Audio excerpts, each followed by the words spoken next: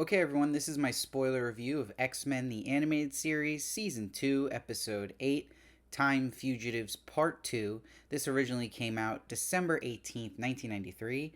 Please subscribe to this channel. It is all things X-Men, so you're not going to want to miss one of those videos.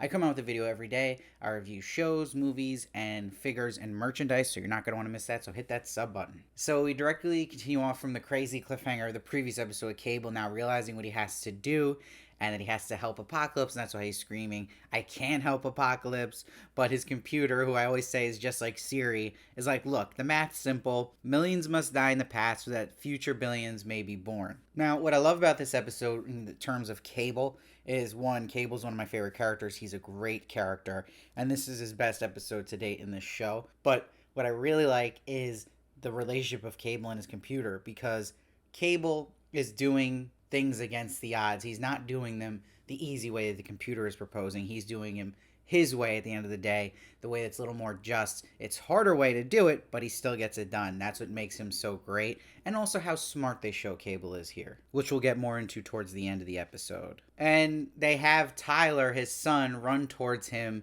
and then we see that the storm takes his son.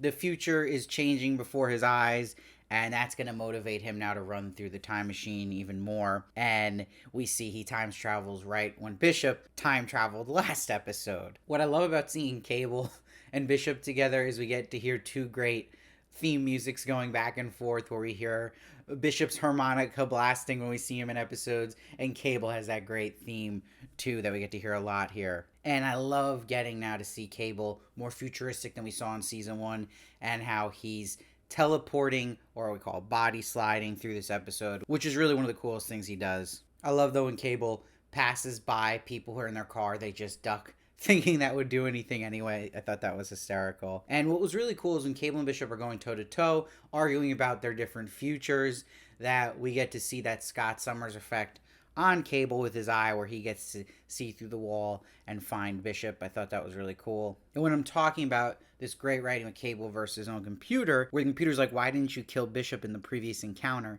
And he's like, I've seen too much killing in my life.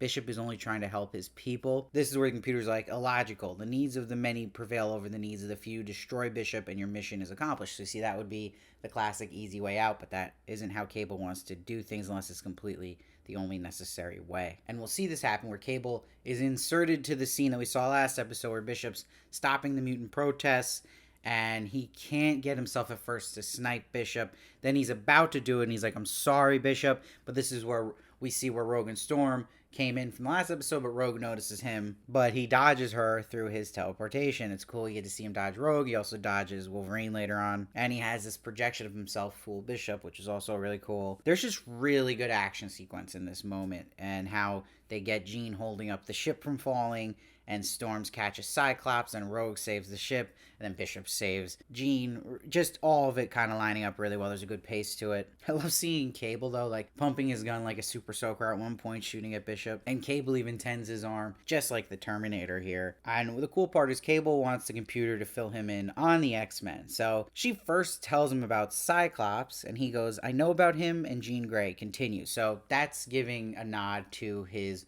origins, that from the comics, he is the son of Cyclops and a clone of Jean Grey. But where things get a little confusing is that in X-Men 92, which is based off the animated series, but is not actually canon to the animated series, it is explained that Mr. Sinister made a clone from Scott and Jean's DNA, which is Cable. So this show doesn't really actually address what the actual origin is in this show, but you can kind of take what you want. And it's interesting when Jean probes his mind earlier in the episode, that she gets a vision of Scott and herself and a DNA strand between when she looks and probes Cable. So it's a lot of stuff there, and it can get confusing with that thing with Cable and his backstory, but it's still awesome, and you could take from him saying that yes, he has Jean and Scott's DNA in him, which makes him even cooler. But the important moment here is when Wolverine comes up, the computer explains his mutant powers, instantaneous healing and recovery, and that's where Cable shows his genius. He's like, computer, you've given me an idea and saved the future for everybody. I love this, and I love that this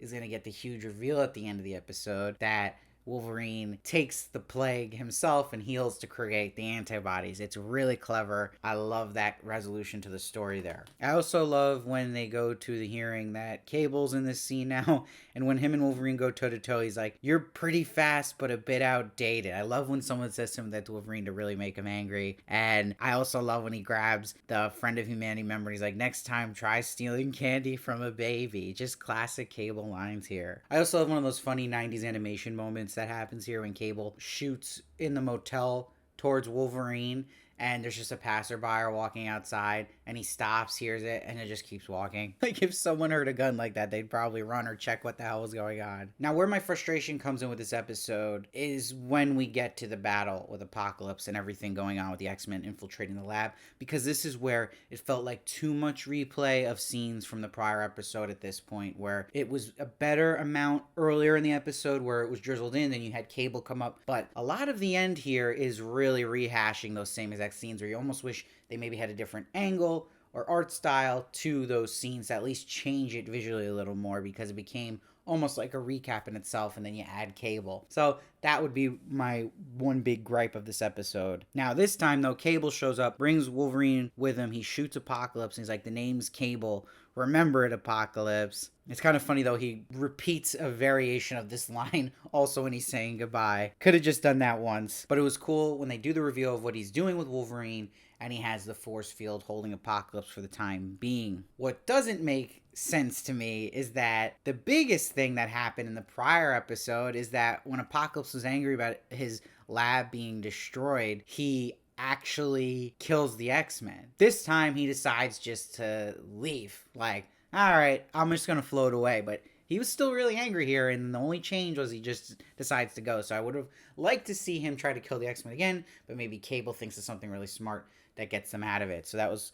another frustration I had. Now, Bishop, back to his future, still looking bleak. That keeps happening, but there's progress because Forge doesn't know about any plagues, so there's that. And Beast talks about the antibodies that Wolverine created. He's like, who knows what a study of them could lead to in the future, so that's a nice little tease for that. And we get this heartwarming ending where Cable hugs his son Tyler, and he's like, Wolverine's antibodies did preserve the future. I knew it. So nice little bow on the episode. It's a tough one to rate because everything with Cable is just awesome. He's such a good character, and I really like they did with him and talking with his computer and how he figures things out and making his own call, and that he learns this information about Wolverine has this brilliant genius plan I also like the hint about him having his parents being Jean and Cyclops, just saying that he was aware of them, which was cool. And we really got to see Cable use all his awesome powers and the best action. And he felt really futuristic here, which was great compared to season 1 Cable. I just don't like how much